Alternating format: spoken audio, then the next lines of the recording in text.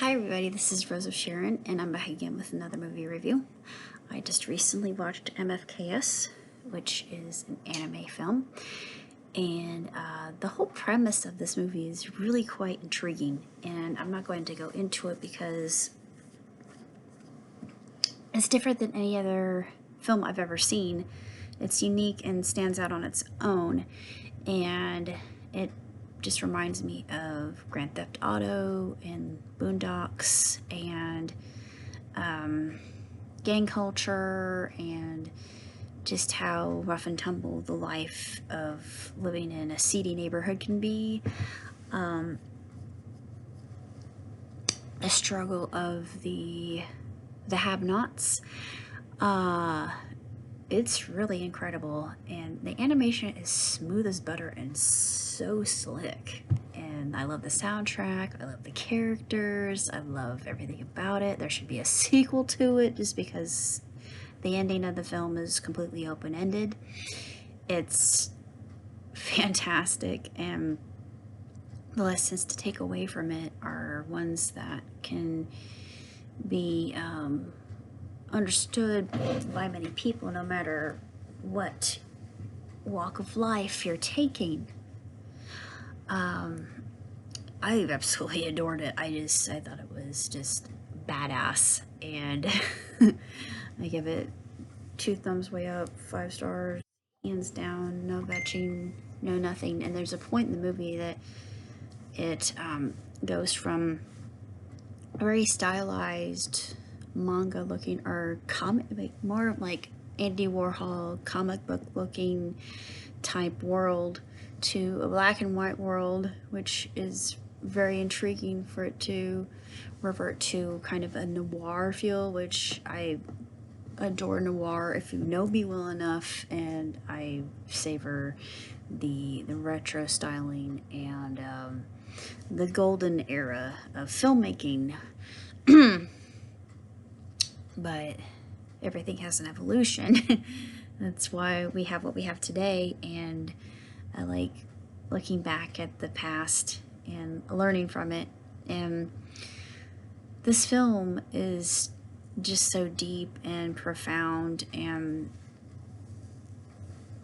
it also focuses on quite a few things that I think are pertinent, especially in today's world. And I won't go too terribly much into MFKS because I really don't want to reveal plot. And even if I discussed what the plot truly is to this anime film, it would be so incredibly out there that a lot of people would say, what the heck is... Yeah, and they would just kind of look at it and think, I don't know if I get it, but it's very obvious what the plot of the film is. And I think, honestly, it's very uplifting. And there's something very comforting about all of it, to be honest. And I would love to see a sequel, to be quite frank, because it ends happily. But like I said, it's an ending that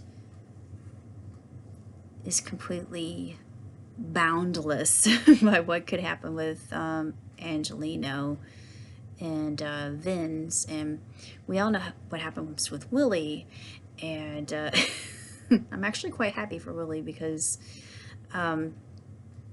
Willie's a character that at the beginning you think he's just such a coward and chicken and yellow belly, that you just think, oh, come on, Willie, get a spine, and you want him to, but you realize that it's not his character, it's not in his constitution to fight back. And yeah, it's the type of guy that he is.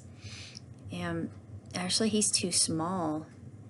He's a very weak character, but he's even though he's annoying, there's a certain kind of charm, I think, about Willie.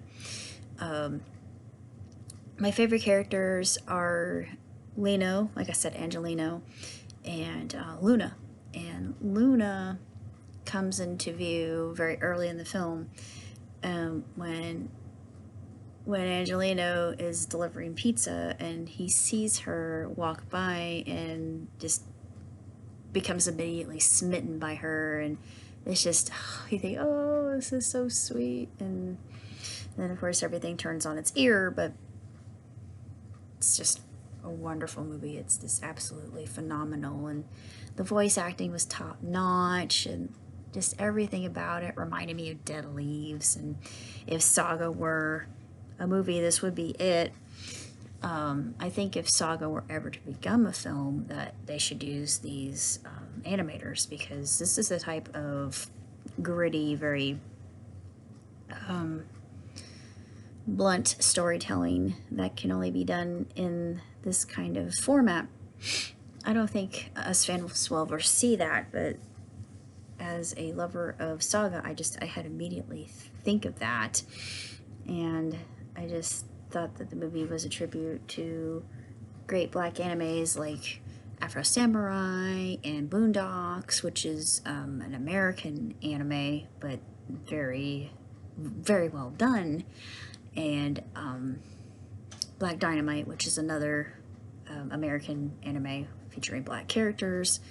And it's just, you don't really see a lot of black characters in anime. I mean, you will from time to time, but when you do, it's usually stereotypical, because there really aren't that very many black people in Japan.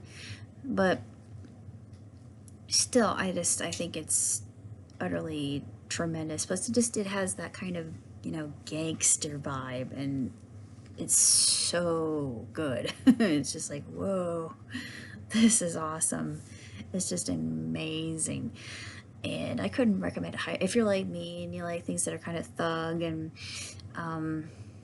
it doesn't glorify gangster life at all, which I think is good. I think it's one of those movies that shows a rivalry between two gangs, the Grapes and the Limes, and I thought, the Crips and the Bloods. So, real world example done in anime format. And the limes were green and the grapes were purple, so you know who's who, and you don't wear green in their neighborhood. So I thought, yeah, I know all about this stuff, even though, I mean, I grew up with Crips and Bloods, but I'm not really in the neighborhood. But it was kind of funny. I remember I had this friend, this wonderful black friend, who I said, hey, my favorite color is blue, and I drive a red car. He's like, boy, in any neighborhood, you be in trouble, girl. I'm like, yeah, I know. But, man, I wonder how he's doing, because he was cool. He called me Little Rhythm, because he thought I had a gift for rhyme, and I said, yeah, I write poetry, but that's different than flow, and he knew this, but flow is hard. But anyway, I'm getting off topic, but it was a great film. I absolutely loved it. I'm looking forward to watching the rest of The Mandalorian Season 2. I'm going to do a review of it. Going to watch WandaVision, which, as a Marvel fan, I'm really excited about, because it's great to see Wanda and Vision again. Of course, there are theories on the internet about who Wanda really is, and me not knowing that much about her character. I only know a little bit about what I've seen through cartoons, and I haven't really read any comics on her. I'm more of a Wonder Woman, Gwen Stacy, Ghost Spider. They call her Ghost Spider on Disney Plus, which I like that name for her, but I prefer Spider Gwen. And then I think the other version of her is Gwenpool. Of course, they don't get into that, and I love Gwenpool. Gwenpool is everything. I love Gwenpool. She's probably one of my favorite heroines in Third Wall Breakers. And speaking of Third Wall Breakers, or I should say Fourth Wall Breaks. I don't know why I said third wall. Fourth Wall Breaks. Speaking of that, this movie does a lot of that. And it's just delicious and witty and clever because of it, and it's actually quite funny in the way that it just is satire. So that's all I have to say about MFKS. So until next time, I will be, like I said, I'll be reviewing Westworld in its entirety, which I'm watching Season 3 right now. I'm catching up. American Gods Season 3. Disenchantment, season 3. I don't know. I think this is just one part. I'm not sure. They did Disenchantment really weirdly on Netflix. Then I will be watching WandaVision and The Mandalorian. I'm probably rewatching season 1 with my friend, see if I missed anything. But I'm really, really loving season 2. Excuse me. So until then, live on and prosper. Ciao, Titi.